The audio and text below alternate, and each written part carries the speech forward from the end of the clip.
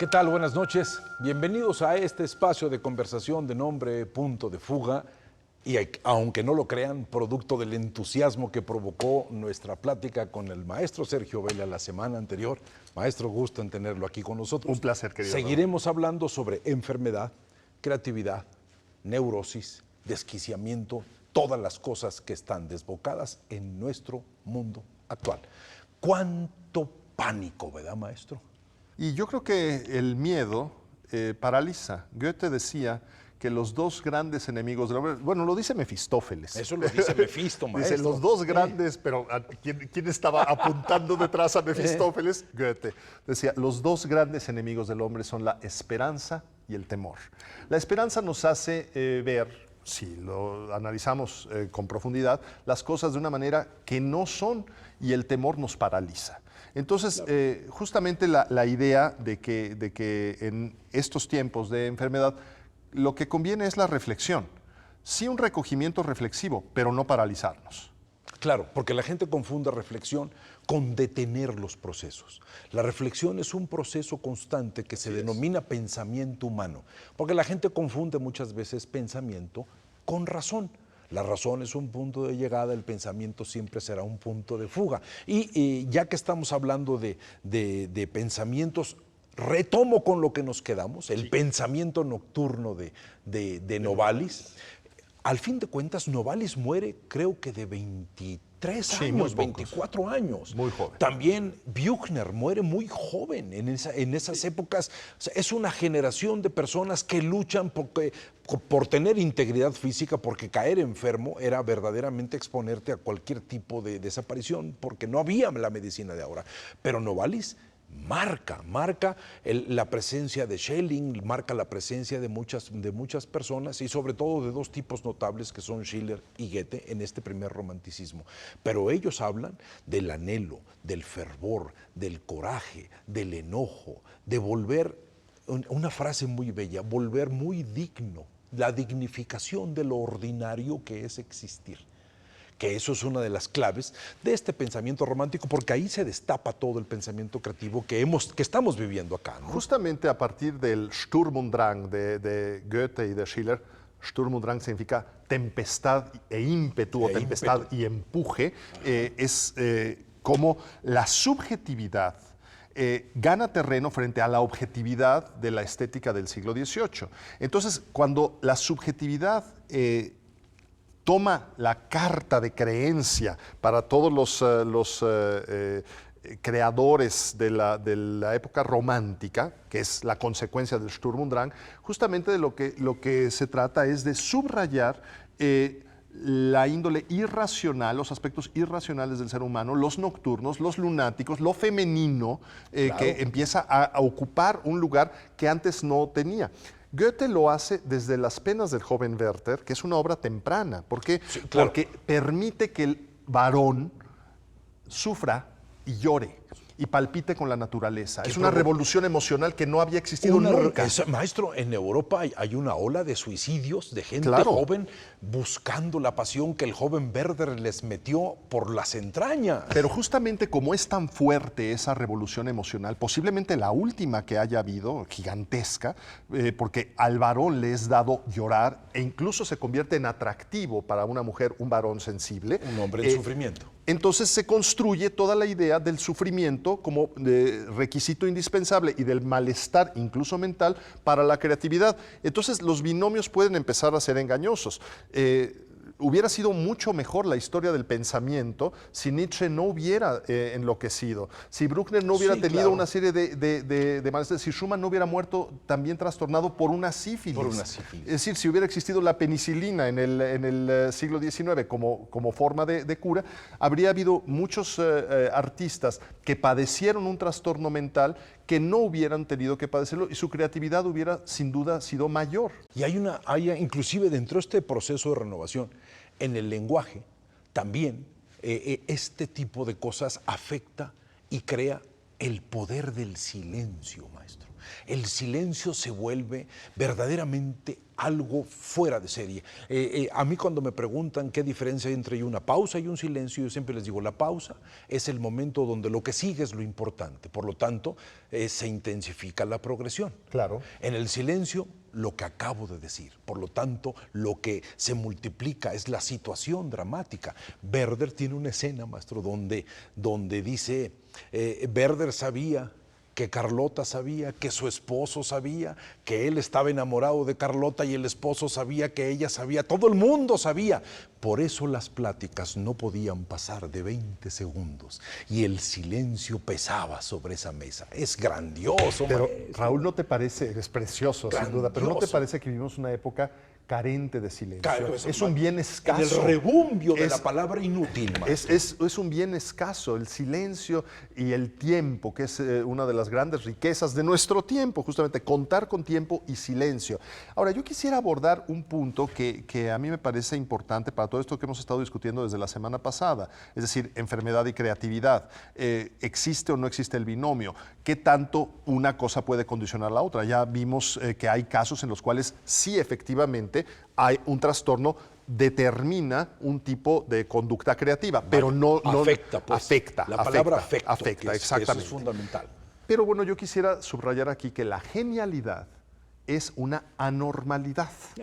Es decir, la índole, el carácter de genio de un artista o de cualquier tipo de creador intelectual lo convierte en algo separado del ritmo normal Algo de las inusual. cosas. Inusual. Es la anormalidad. Exactamente. Pero, claro, dentro de la normalidad puede haber conductas un tanto extravagantes, pero hay otras formas de anormalidad que no necesariamente significan una perturbación de facultades mentales. Goethe decía, genio es aquel que dice las cosas que ya sucedieron de una forma tan bella que el ser humano se conmueve y aprende. O sea, el genio es volver a decir, teniendo en cuenta el poder sorprender con una palabra que alguien no estaba esperando, hablando de la esperanza. Y justamente con esta máxima de Goethe que acabas de citar tan oportuna y atinadamente, nos damos cuenta de que Goethe era un genio.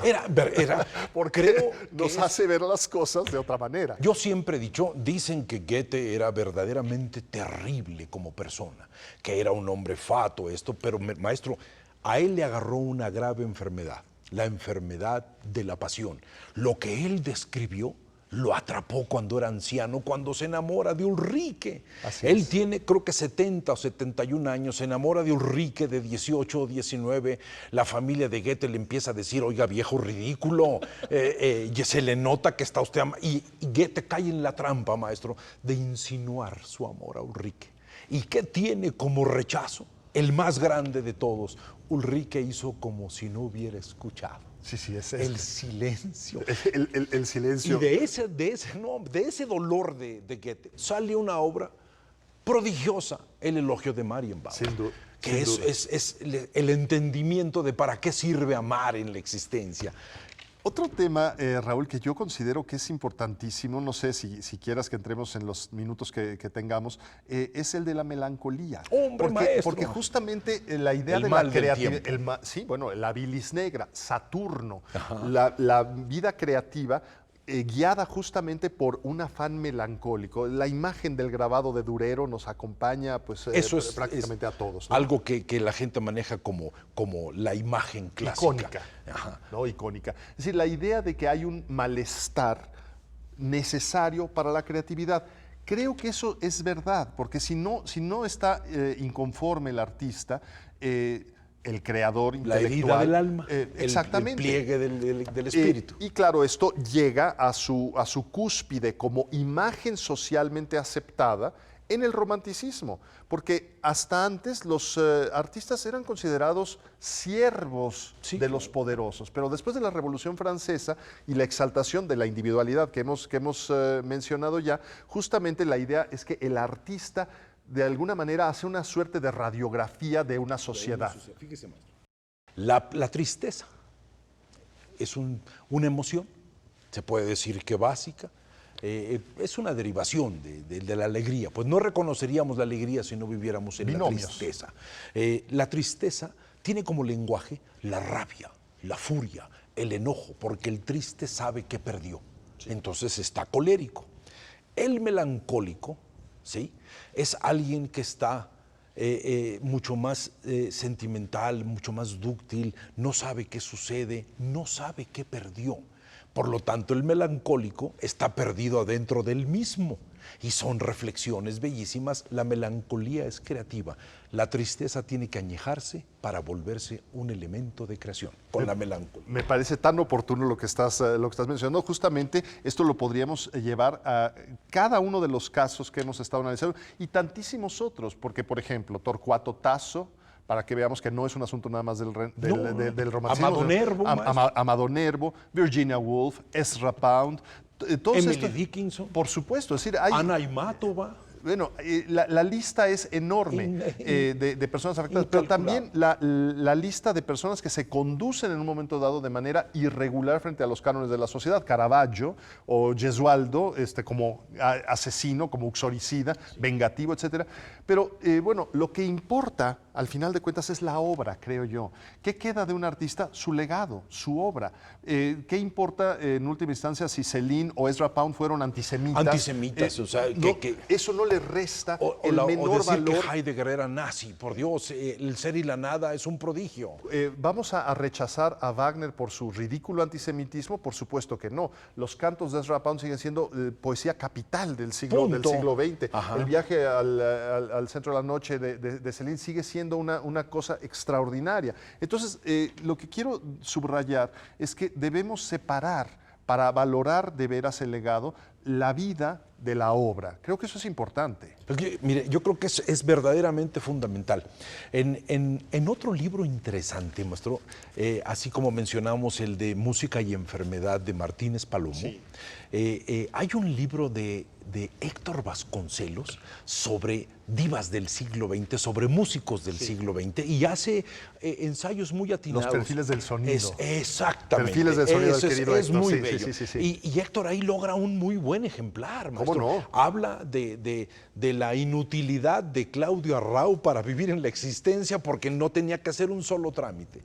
El dandy de Arthur Rubinstein, el afán competitivo de la Marta Argerich o Argerich, no sé cómo se pronuncie. Lo interesante del asunto es que de los grandes artistas del siglo XIX, los que se convirtieron en las grandes divas del XX fueron los intérpretes, la música y los cantantes. Sí, y se hace un culto al intérprete por encima a veces de la obra. Y yo creo que así como no hay que tener un culto al intérprete para valorar la obra, porque además cada intérprete, si es realmente genuino e importante, le deja su propia impronta, pero la obra en sí es autónoma. Entonces requiere del intérprete solamente para poder llegar al destinatario final, pero el intérprete no debe sobreponerse a la obra. Esa es mi opinión desde un punto de vista ético. Ahora, algo que es derivado de lo que estás mencionando es lo que don Alfonso Reyes decía cuando mencionabas a Claudio Arrau,